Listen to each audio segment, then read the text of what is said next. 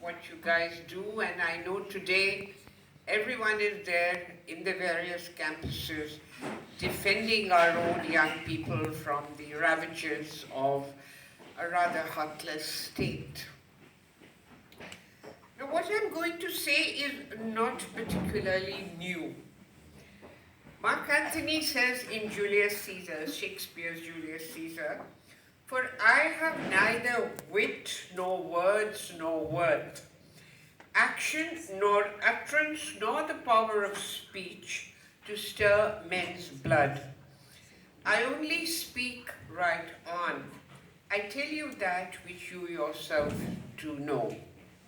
So this is, I think, part of common sense, but we've come to a stage of our political life where we should be reiterating commonsensical propositions to meet the somewhat horrendous rhetoric that is emanating from the highest levels of political power. And let me start by saying that, we are political scientists and we are convinced that the state of a nation's political discourse depends a large degree on what the political rhetoric. It is framed by that rhetoric. It is not as if social discourse is any different. It is a particularly nasty excavation of the hidden fears that human beings might or might not have by people who look for power and who have a rather unhealthy relationship with power. This is perhaps not the best moment to resurrect a defense of secularism. Since 2014, India has been ruled by a right-wing party. Its ideological backbone, the RSS, and assorted fringe outfits belonging to the large Hindutva brigade that have been granted an opportunity to carry out their more than a century-old project of creating and sustaining a nation only for the majority community.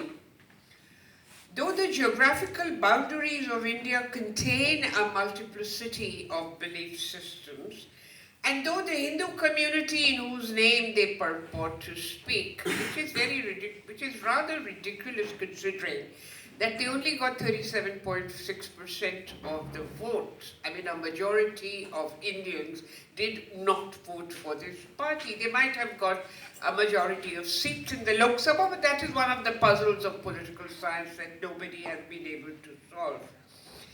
And though the Hindu community in whose name they purport to speak is decentered and hierarchical and exploitative and ugly in many ways, the cadres of the extreme right concentrate on drumming up old bigotries and unearthing ancient antipathies to unify an otherwise plural and decentered Hindu community and pit it once more against the Muslim community.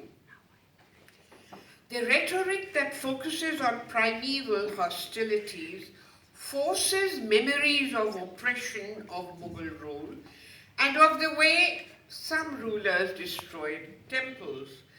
This may be largely executed for electoral gains, but it has permeated the rhetoric of hate, the sentiments of complete anger, unjustified anger.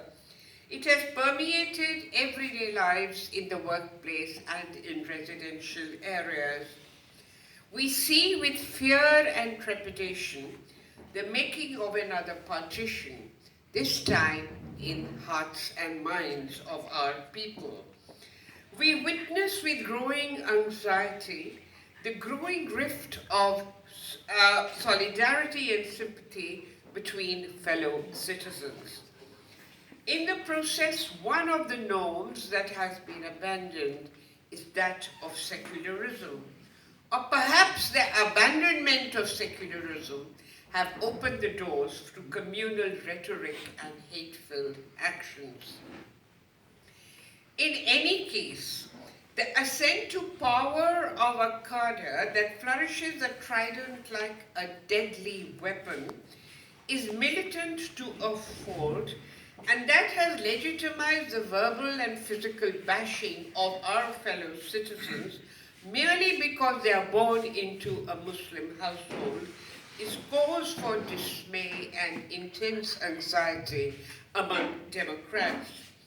For the number of provocative lynchings, hate speech, threats, and coercion continue to mount alarmingly. Whatever happened to the great Nehruvian dream of unity in diversity, of the values of a plural society, of the necessity for minority rights, and of the dire need for secularism and tolerance? What on earth has happened to the determination of the leaders of the freedom struggle that the state will not be aligned to any religion, let alone the majority religion? Their vision of a multi-religious India where no one would be discriminated against and no one would be advantaged merely because they belong to a demographic minority or a majority community lies in tatters. It is in the environment of deep desolation, at insistent and deliberate violations of secularism, tolerance and democracy, that I attempt to clarify and reconceptualize and defend secularism. I do so by suggesting that secularism is an integral part of democracy. To infringe secularism is to infringe democracy and to infringe one of the basic pillars of democracy, that is equality. Tolerance has disappeared from the body politic as lynch mobs, self-appointed censors, repression of dissent, vigilantism, and murderous crowds try to hammer a plural society into conformity with one people, one language, one religion, even one cuisine. The language of secularism has practically vanished. It has come back in the last 3 or 4 days, thankfully, from Indian politics, and whatever remains is subjected to contemptuous remarks, some ribaldry, and dismissal by cadres. The concept in this depressingly and crude, vulgar language is secularism. The abuse of secularism should not be taken seriously because it indicates a very constricted mindset. It indicates a limited political imagination. In fact, I don't think the religious right has grown since 1923, that is Savarkar's book, which is their Bible. The great debates of politics, the great debates of political theory have simply passed them by. They're not even interested. They're not even interested in the great questions that history asks and that theory attempts to negotiate, because they are stuck not only in Savarkar, who is a Hindu, and later, of course, that Golwalkar, they're also caught in colonial constructs that India is divided into Hindu and Muslim. You know, if you look at the 1972 census, for instance, the Census Commissioner for Bengal, O'Donnell, said very clearly, I'm trying to calculate when the Hindu are going to be outstripped by the Muslims. This was the beginning of the two-nation theory and of a fear psychosis in the minds of the Hindus that they are going to be outnumbered in an independent India. And then, of course, 1931, the Census Commissioner of Assam says very clearly that the only district in Assam that is going to be Hindu is Sibasagar. It's going to be completely overrun by Muslims. Now, considering that the British brought Muslim peasants to farm in the Brahmaputra Valley and in the various riverine projects of Assam because they were skilled at riverside farming, it's a little ironic that the British create this problem and then talk about it. And I may remark in this connection that the British in their own census of England never asked the question, what is your religion, except once in the 1930s, and the answer was purely optional. You need not considering that England had gone to war over religion. They had saw this major upheaval in the name of Protestantism versus Catholicism. It is very strange that they would impose these categories on a people whose identities were very fluid. All historians tell us that Indians shifted from jati and occupation and profession and villages and their subcaste to I am a Hindu by the rhetoric of the census as well as by British attempts to create a homogeneous religion called Hinduism, which was purely Vedant, upper caste, metaphysical, Sanskritic, Brahmanical, and kind of marginalized other strains in philosophy, in Hindu philosophy, let alone Indian philosophies, that are more egalitarian, more rational, and more material. Charvak philosophy was marginalized. Samkhya philosophy of the great sage Kapil was marginalized. Jainism and of course Buddhism were completely colonized. So when it is said that Gautam Buddha is the 8th avatar of Vishnu, I think they completely override and try to gloss over the idea that Gautam Buddha was not a part of Hinduism. He critiqued Hinduism, the caste system, the religion. Now, in this creation of a new Neo-Vedantism, which begins as an intellectual project in Bengal at the beginning of the 19th century, is harnessed the nation-state project in Maharashtra when it becomes a public religion and is vulgarized to an alarming degree. Over time, of course, you have the construction of Islam and the construction also of Sikhism. If you read a wonderful book by Harjot Singh Oberoi called The Construction of Religious Boundaries, he's a professor at University of British Columbia, he writes this wonderful book, When Did the Khalsa Become an Identity for the Sikhs in Punjab? And he said it was the Indian army said whoever joins the army must be a Khalsa. They had to undergo baptism.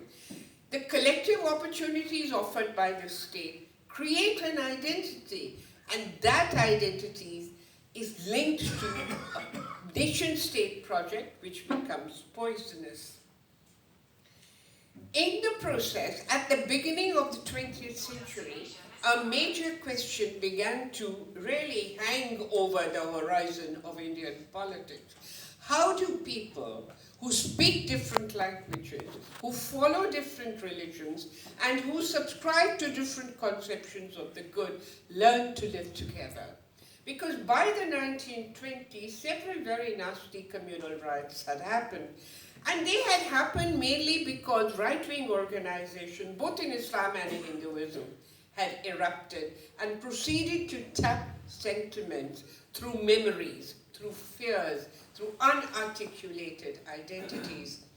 Here I'd like to make some very basic distinctions that most of us seem to forget even when we are writing. There is a difference between religion as faith and religion as politics. Religion as politics in the search for power has nothing to do with faith. It has nothing to do with religion. It has to do with power, with the search for an absolute monopoly over the symbolic, material, and political resources of a society, and ultimately for a state of their own. In the 1920s, we see a widening of the national movement under the leadership of Mahatma Gandhi. We see an increased representation of Indians in the various representative assemblies, but we also see very nasty communal riots in the name of religion. In 1928, in the aftermath of the Simon Commission and the demonstrations against the Simon Commission, Lord Birkenhead, the Secretary of State for India, challenges the Indian leaders of the original Indian National Congress and says, produce a constitution that can satisfy both Hindus and Muslims. The Congress calls for an all-party meeting and headed by Motilal Nehru. And they came up with the Motilal Nehru constitutional draft, which actually becomes the draft of our constitution, which was adopted in 1950. It had 2 or 3 very interesting aspects. We're talking about 1928. when Ceylon, what was then Ceylon, had created a constitution which gave the vote to women only after they were 40. Here the Motilal Nehru constitutional draft gave universal adult franchise.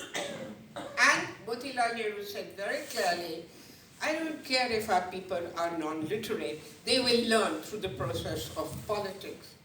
Secondly, they created an integrated, India has done a lot of work on this, and it goes back a little earlier in time, but the Motilal Nehru constitutional draft creates an integral list of political, civil and social rights, which were of course sundered in the Constituent Assembly, and social rights went to the directive principles till the National Advisory Council under the leadership of Saxena Sahib again brings in the language of rights to create rights out of social policy. We make a distinction between social policy and social rights. And of course, Harsh was also there.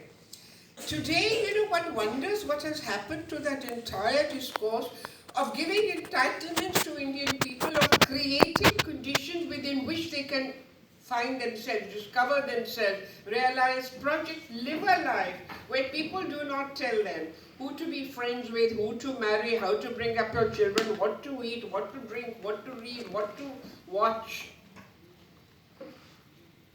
These people can only function if you give them basic entitlement, but people can also only function if you give them the liberty. And that liberty is being taken away, and this cult of a very vulgar nationalism that has crept up in our political life actually has taken us back several years, because no longer are we talking about social rights, we're talking about basic civil liberties, we're talking about the right to life, we're talking about the right to liberty. We are talking about the right not to be harmed by the coercive arm of the Indian state, what is happening to our own young people. And as somebody who has taught in a university, I was 21 when I joined Delhi University, to the point I retired, and my heart bleeds when I see our young people being mercilessly attacked like this by the police. And several very, very unsavory and ugly slogans that should have no room in a democracy being used to target them. But I also admire the way young people have stood up across the country, and now universities abroad, to really back them. Anyway, the integrated list, you look back, when I was young, we were all part of the left, and we used to say constitution bourgeois. And now you laugh, you see, you would not have a constitution like the Indian constitution, which goes back in time to a series of discussions, which goes back to 1928, and of course the 1928 constitution. The third makes a remarkable turn in the way rights are thought of by granting the rights to culture and religion to the minorities. We have to remember that this was against the background of the League of Nations, that in the aftermath of the dissolution of several empires had talked about rights of minorities. That Motilal Nehru constitutional draft was much discussed, particularly in Amrita Bazaar Patrika. And there was a very interesting exchange between Motilal Nehru and Jawaharlal Nehru. Motilal Nehru got very angry at something Jawaharlal has said and said, must you have the stamp of socialism in everything you do? And Jawaharlal turned around and said, must you have the stamp of capitalism in everything you do? Today all these categories have been turned on our head. But it's worthwhile to remember that this is our history. After the Motilal Nehru constitutional draft, the next development in minority rights and the language of secularism, I have to clarify, was used, but secularism was never really spelled out or defined or conceptualized, is 1931. 1931 saw a major riot in Kanpur. 400 people died. There was a miasma of gloom, of smoke that hung over devastated neighborhoods and devastated workplaces. In the aftermath of this riot, the Indian National Congress had set up a committee under the leadership of M.A. Ansari. And they come up with an absolutely excellent document on communalism. It has been called the most elaborate document on communalism by Gyan Pandey, who's a very noted historian. In that, they completely rubbish the colonial idea that Hindus and Muslims can never live together, and they said communalism is a colonial construct. The word itself is a colonial construct. Now, how do you meet communalism? Gandhi, moving the Karachi Resolution on Fundamental Rights, 1931, says, I wish Islam and Hinduism would share the same belief system, but because they don't, we have to practice tolerance. First. Secondly, we have to have a state that is religiously neutral. This goes back to 1931, 1928, and 1931. This is reiterated in the Sapru Commission report, Committee Report 1941. It comes down to the Constituent Assembly, and oddly enough, again, secularism is not spelled out. There's a very interesting passage where K.T. Shah asks Ambedkar,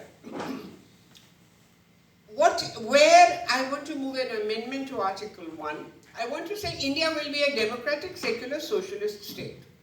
And Dr. Ambedkar gives a long reply.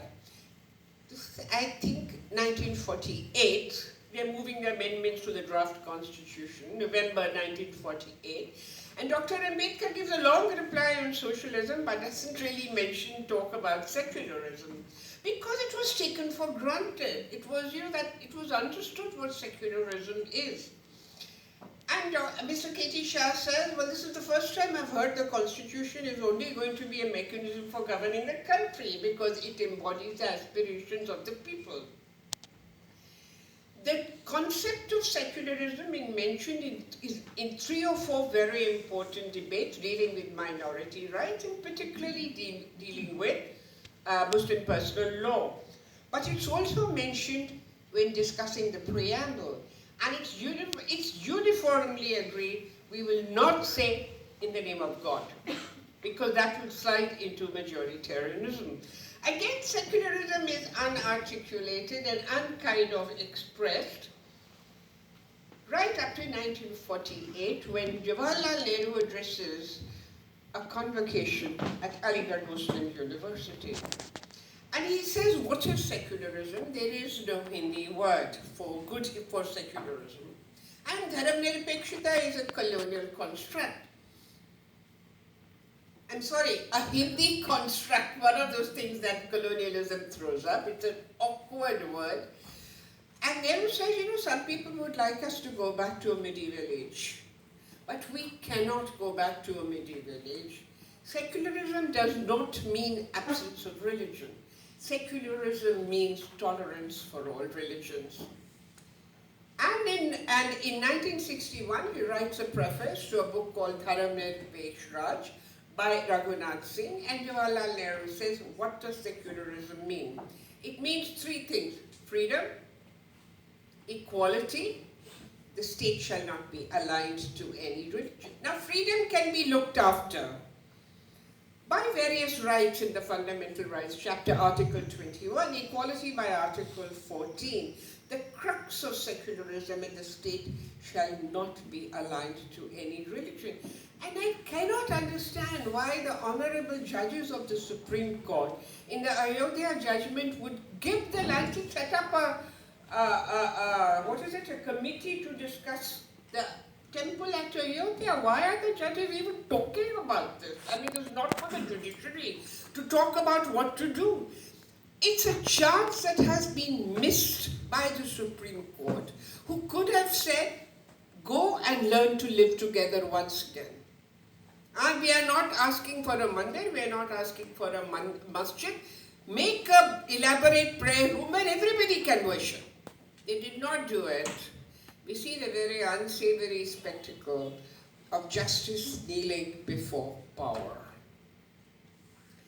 So, what does secularism mean? It comes unarticulated and undefined till the famous Bombay case.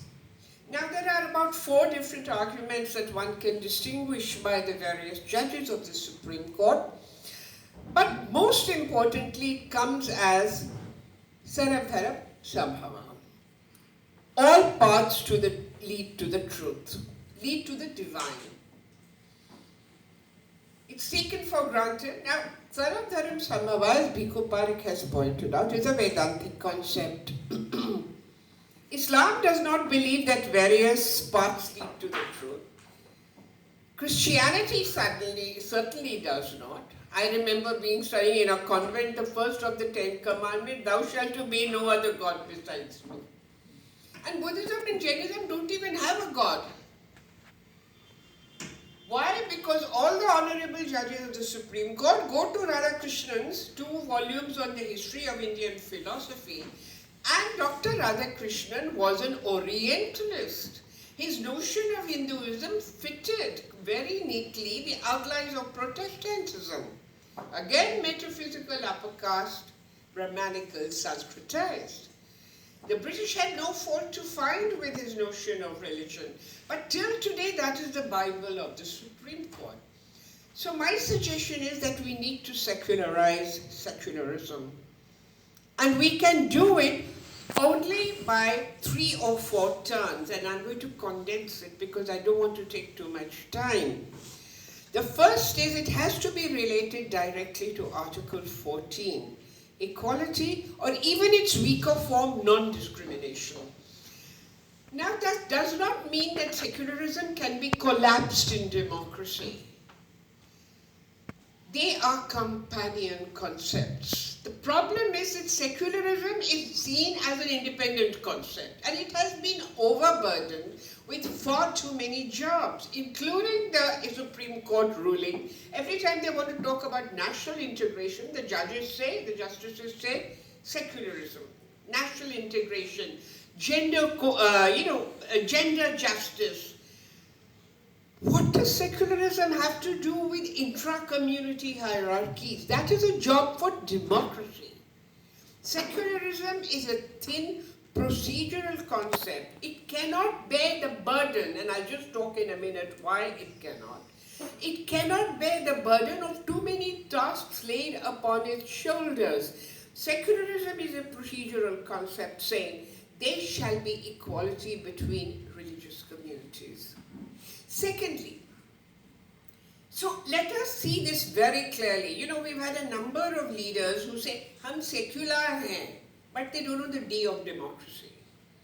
These are companion concepts. You violate secularism, you violate democracy, and vice versa. We need to unburden secularism. We have to burden democracy even more. It's for democracy to look at gender justice, or caste discrimination, or class discrimination. It is for secularism to look after equality between religions. Now, what equality means, we can discuss ad infinitum. That is the subject of a completely different seminar. Secondly, we have to understand that secularism does not mean secularization. And I mentioned this because in the 1990s, a very acerbic debate arose in India. And everybody was writing on secularism in reaction to Ashish Nandi and T.N. Madan saying India can never be secular, India is a religious society. Secularism is not the same as secularization. Secularization is a sociological concept which is European in prominence. It means privatization of religion. There will be no religion in the public sphere. Of course, now that religion has come into the public sphere, they don't know what to do with religion. Professor Habermas, who at the age of 90, has done an 1,800-page book in German on religion and philosophy. He's so anxious after all that, being the leading philosopher of the Enlightenment. Suddenly Professor Habermas said, my God, there is, after the attack on the World Trade Towers. But they have such a neat concept of secularization and of religion, that religion should be there in society because it helps us find meaning, but When you enter the state, there shall be no things don't work that way. And I think our leadership understood, going back to the 1928, you cannot ignore religion. Because this was not religion they were legislating for. This was politics. The politicization of identities, the creation of identities, competitive two-nation theory, and ultimately what led to the partition. We actually witnessed developments that were completely contrary to what had happened in Europe. We didn't see the privatization of religion. We saw religious symbols and motifs, public spectacles, becoming the public religion, whether it was a Ganesh Puja in Maharashtra or the Devi Puja in Bengal, whether it was a Shivaji Mahotsav, and incidentally, the politics of the procession go back to Tilak and his creation of Ganesh Puja pandals. And the incendiary speeches that are given there, which lead to riots in practically every case, we have to read Sudhir Kakkar's Color of Violence to see what processions do to individual psyche. And secularism was adopted as the principle of equality among religions and state neutrality in the background of very politicized religious identities and conflict between religions. You know, we have understood after 72 years that violence is not something that doesn't happen in a democracy. Violence lurks on the sidelines. The trick is to keep this beast away by giving justice. And I want to draw your attention to the difference between a politician and a statesman. I'm not even going to talk about Nehru. I'm going to talk about Nelson Mandela. When Mandela comes out of prison after 27 years, his prison guards are all Afrikaners. The country is a simmering cauldron. There is violence wherever he goes. Afrikaners are saying partition. Give us a separate white state. And the Africans are saying, we want these guys out. There are 131 people who die when Nelson Mandela speaks outside Johannesburg, and he starts thinking. And he says, where will the Afrikaners go? This is their home. English people still have a home. Afrikaners are a product of South Africa's peculiar history. He adopts what is the heart of politics, the politics of persuasion. He goes to the Afrikaners and says, look, you have to accept a black majority state. You will be an equal citizen. And he goes to the Africans and says, accept them. They are also South Africans. That is a statesman-like act. And we have politicians who excavate the sores of a society, who create